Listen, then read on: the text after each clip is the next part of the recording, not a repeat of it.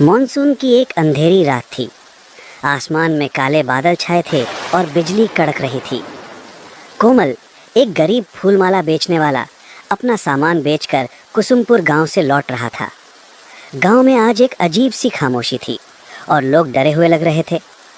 तेज होती बारिश से बचने के लिए कोमल ने गांव के आखिरी छोर पर हरन चचा की चाय की दुकान पर आश्रय लिया। अरे कोमल, आ गए बेटा। इतनी रात हो गई और इस तूफानी मौसम में अकेले जा रहे हो। आज यहीं रुक जाओ, रात ठीक नहीं लग रही। नहीं चचा, घर पर मुन्नी अकेली होगी। उसकी चाची हैं साथ, पर वो मेरी राह देखती है। बस एक कप चाय पिला दीजिए, थोड़ी ठंडक दूर हो जाए फिर निकलता हूँ। जैसी तुम्हारी मर्जी बेटा, पर ध्यान से जाना। आगे बांस गली है और उसके ठीक बीच में पुराना शमशान घाट भी। लोग कहते हैं वहाँ अजीब अजीब चीज़ें दिखती हैं, अजीब आवाज़ें आती हैं। पूर्णिमा और अमावस्या के आसपास तो कोई उस रास्ते पर भूल से भी नहीं जाता। कहते हैं उस रास्ते पर भटकने वाली आत्माएं अपना साथी ढूंढती हैं। आप भी ना चचा उन गांव वालों की बातों में आ गए। मैं पिछले 10 साल से आ जा रहा हूँ। मानता हूँ डर लगता है, पर आज तक मेरे साथ तो कुछ बुरा नहीं हुआ। ऊपर वाला साथ है। बेटा, एक बात कान खोल कर सुन लो। मैं तुम्हें अपने बेटे जैसा मानता हूँ। अगर जंगल में कोई पीछे से आवाज़ दे तो पलट कर मत देखना। कोई कितना भी रोए गिड़गिड़ाए, रुकना मत, चाहे वो आवाज़ कितनी भी जानी पहचानी क्यों न लगे। ये जंगल बेटा सिर्फ पेड़ों का नहीं है, यहाँ यादें भी दफन हैं और कुछ यादें बहुत खतरनाक होती हैं।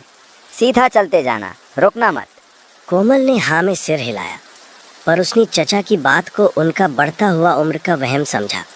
चाय की गर्मी से उसके ठंडे पड़ चुके शरीर में थोड़ी जान आई। बाहर बारिश थोड़ी कम होकर बूंदाबांदी में बदल चुकी थी। कोमल ने अपनी पोटली उठाई, चचा को पैसे दिए और अपने घर की तरफ चल पड़ा। जाते जाते उसने देखा हरन चचा उसे दरवाजे पर खड़े तब तक देखते रहे जब तक वो अंधेरे में गायब नहीं हो गया। बांस का जंगल अब उसके सामने था। जैसे ही कोमल ने उसमें कदम रखा, माहौल एकदम बदल गया। बाहर की हवा का शोर और बारिश की आवाज़ अजीब तरह से दब गई थी। यहाँ एक ऐसी खामोशी थी जो शोर से ज़्यादा डरावनी थी। सिर्फ उसके कीचड़ भरे कदमों की छप छप की आवाज़ गूंज रही थी। उसे एहसास हुआ कि वो अकेला नहीं है। उसे लगा जैसे बांस के दरख्तों के पीछे से, अंधेरे के पर्दों से कोई उसे घूर रहा है, सूनी सूनी प्यासी आंखों से। अचानक उसके कानों में एक बच्चे के रोने की आवाज़ आई। आवाज़ बहुत धीमी थी, जैसे कोई दूर बैठा सिसक रहा हो। कोमल के कदम वहीं जम गए। उसका दिल जोर से धड़कने लगा। हरन चचा की बात उसके दिमाग में गूंजी, पलट कर मत देखना। कौन कौन है वहाँ? रोने की आवाज़ बंद हो गई। एक पल के लिए सन्नाटा छा गया। कोमल को लगा शायद ये उसका वहम है। उसने एक लंबा सांस लिया और आगे बढ़ने वाला था कि उसे अपने कंधे पर एक बर्फ जैसा ठंडा हाथ महसूस हुआ। डर के मारे कोमल की चीख निकलते निकलते रह गई। कोमल ने अपनी सारी हिम्मत जुटाकर पलट कर देखा। एक 12-13 साल का लड़का खड़ा था, बारिश में पूरी तरह भीगा हुआ। उसके कपड़े फटे हुए थे, चेहरे पर कीचड़ लगा था और उसकी बड़ी बड़ी आंखों से आंसू बह रहे थे।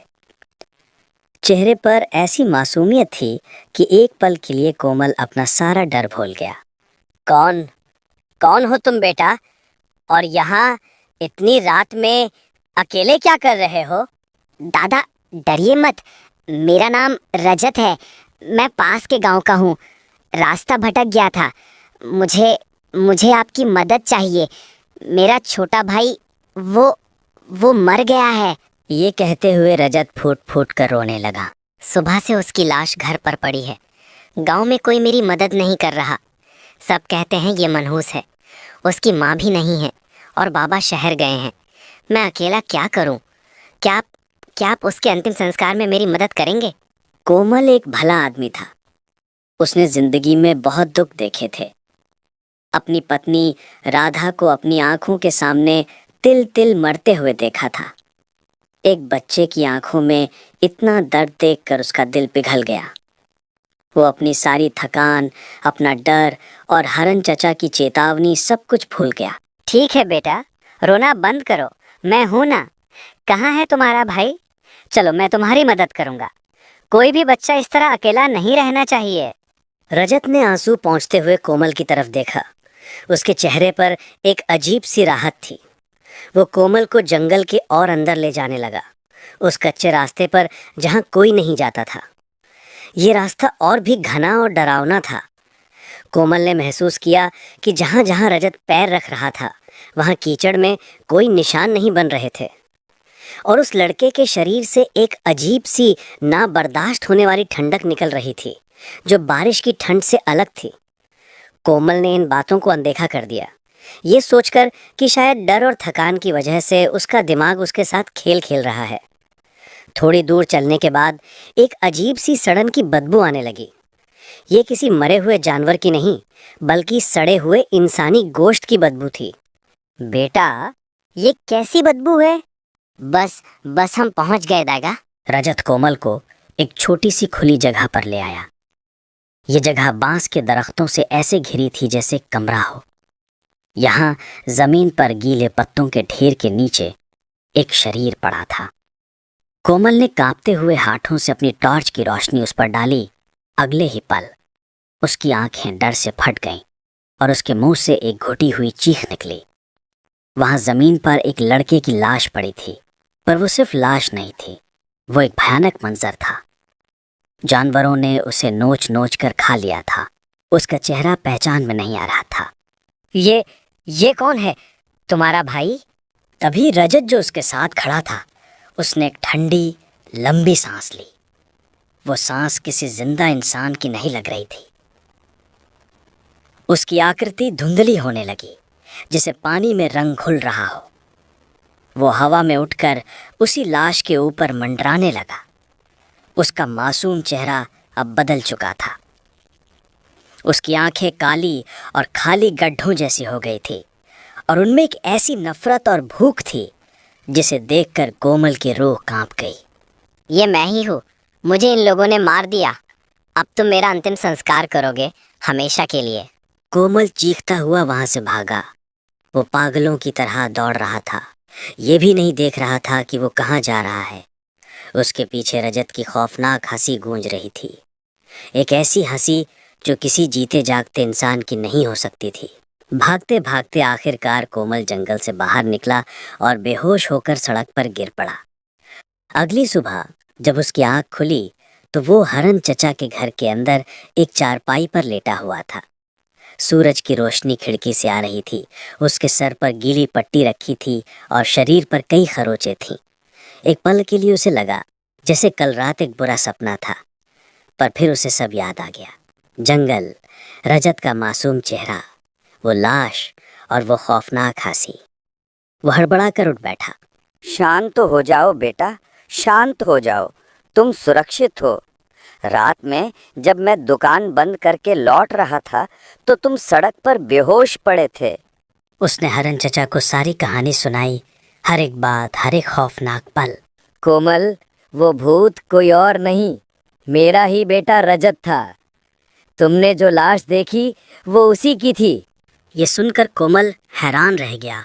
उसकी माँ के मरने के 3 दिन बाद वो शहर से लौट रहा था। वो अपनी माँ से बहुत प्यार करता था। उसकी मौत की खबर सुनकर वो पागल सा हो गया था। रात में ही पैदल चल पड़ा। इसी जंगल में कुछ बदमाशों ने उसे पैसों के लिए लूटने की कोशिश की। जब उसने विरोध किया तो उन्होंने उसे मार दिया और उसकी लाश वहीं जंगल में फेंक दी। पुलिस को उसकी लाश तक नहीं मिली। उसकी आत्मा तब से यहीं भटक रही है, इंसाफ मांग रही है। हरन चचा ने बताया कि रजत की आत्मा ने आज तक किसी को ऐसी हानि नहीं पहुंचाई। वो बस लोगों को उस खतरनाक रास्ते से दूर रखने के लिए डराती है, ताकि जो उसके साथ हुआ वो किसी और के साथ ना हो। कोमल को ये सुनकर बहुत दुख हुआ। एक बाप का दर्द वो समझ सकता था। 2 दिन बाद कोमल का शरीर थोड़ा ठीक हुआ। उसने अपना सारा सामान बांधा उसने फैसला किया कि वो रात में ही निकल जाएगा, पर इस बार बांस गली वाले रास्ते से नहीं, बल्कि लंबे घूमकर जाने वाले खेत खलियानों के रास्ते से। जब वो हरन चचा की दुकान के पास से गुजरा तो दुकान बंद थी। अचानक उसे लगा कि हरन चचा हाथ में एक छोटी सी मिट्टी की हंडी लिए जंगल की तरफ जा रहे हैं। कोमल हैरान हो गया, इतनी रात में चचा जंगल में क्या करने जा रहे हैं? एक अनजान सा बुरा शक उसके दिल में घर कर लिया। उसने सोचा, कहीं चचा अपनी बेटी की आत्मा से मिलने तो नहीं जा रहे? पर उनकी चाल में एक अजीब सी तेजी थी, एक अजीब सा उत्साह था। वो चुपके से पेड़ों की आड़ में हरन चचा का पीछा करने लगा। हरन चचा उसी जगह पहुंचे जहां कोमल को रजत की लाश मिली थी। वहां अब सिर्फ कुछ हड्डियां बिखरी पड़ी थीं, जिन पर अब भी मांस के कुछ टुकड़े लगे थे। हरन चचा ने मिट्टी की हांडी नीचे रखी। बेटा रजत, देख मैं तेरे लिए क्या लाया हूँ। तू अकेला है ना, इसीलिए मैं तेरे लिए एक नया दोस्त लाया हूँ। वो फेरी वाला। वो बहुत डर गया था, पर मैंने उसे रोक लिया। अब वो लौट कर जा रहा है, पर रास्ता भूल जाएगा और फिर वो तेरे पास आ जाएगा हमेशा के लिए। अब तू अकेला नहीं रहेगा, हम दोनों मिलकर तेरे लिए और भी दोस्त लाएंगे। कोमल ये सुनकर पत्थर का हो गया। उसके दिमाग में सब कुछ साफ हो गया। कोमल को एहसास हुआ कि वो एक जाल में फंस चुका है। कोमल चुपके से वापस मुड़ने लगा, पर उसका पैर एक सूखी टहनी पर पड़ गया। एक तेज खट की आवाज अंधेरे में गूंज गई। हरन चचा और रजत की आत्मा जो वहीं खड़ी थी, दोनों ने एक साथ कोमल की तरफ देखा। हरन चचा के चेहरे पर अब वो भोलापन नहीं, बल्कि एक शैतानी जीत वाली मुस्कान थी। रजत, देख तेरा दोस्त आ गया। वो जाना नहीं चाहता, खेल उसके साथ।